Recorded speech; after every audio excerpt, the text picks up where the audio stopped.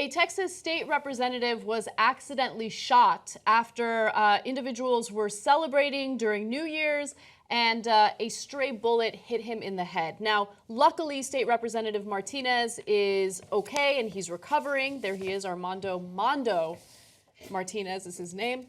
I don't mean to laugh. Mando is awesome. Okay. No, it's a serious story, but I don't think that Mando is a real nickname.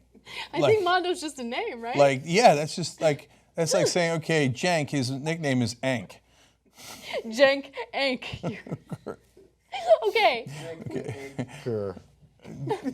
I'm your anchor banker. All right, anyway, the guy got shot. Serious story, but he's still alive. He's okay. Recovering. Everything's okay. He's not okay. He's just not dead, thank God. Yes. Okay. So he was outside celebrating with his family when he heard gunshots, and that was when he realized that maybe it's a good idea to go into the garage and wait for the gunshots to go away, to stop.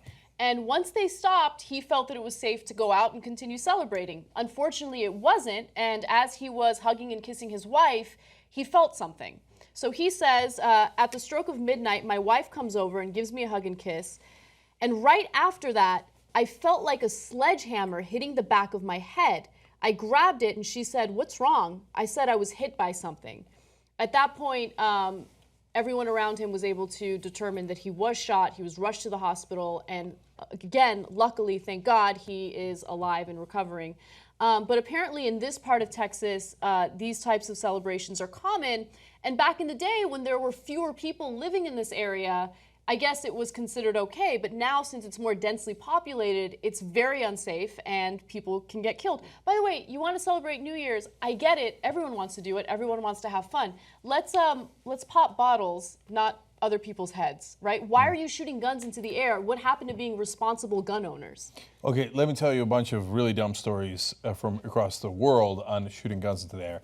So in Turkey, after soccer matches, if your side wins, you fire guns into the air, except there's giant, in Istanbul, there's all high rises. So boom, it goes into the buildings and kills people all the time. So it got so bad at one point, people started hiding in their bathtubs after the big soccer games. So it's, now luckily people have learned, oh right, it goes on and then goes into the building, right, okay. And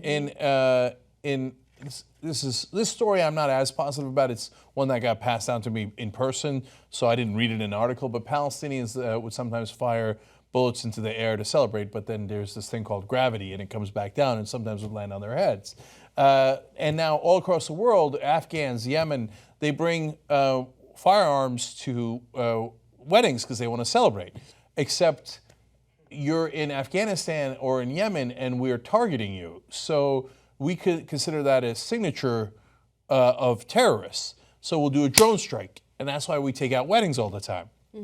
Because people are bringing guns to weddings because that's part of their tradition. It's so stupid. So whether it is one of those countries or it's Texas, firing guns in the air is really, really dumb. And I don't know when we're going to get it through our heads that guns kill people. They are a deadly weapon. I think what gun advocates should really focus on is gun safety, right? I think everyone should shift their focus to gun safety because I think that would save so many lives. Even if people are turned off by gun control debates and gun control arguments, at least shift your focus to gun safety. So first of all, if you're a gun advocate, you have less of these incidents. And so people who want to ban guns can't point to this and be like, see, look what happens. Irresponsible gun owners, let's ban guns. You want to decrease the amount of times these types of things happen as much as possible.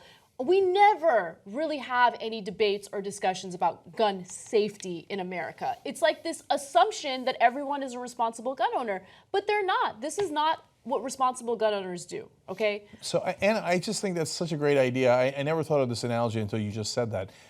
Gun safety is kind of like birth control. So sometimes you get frustrated at pro-life people. We're like, okay, you want less abortions, you want to mandate it, but at the minimum, let's do birth control so there'll be a lot less abortions. Yes. So now I'd like to have stricter gun control laws.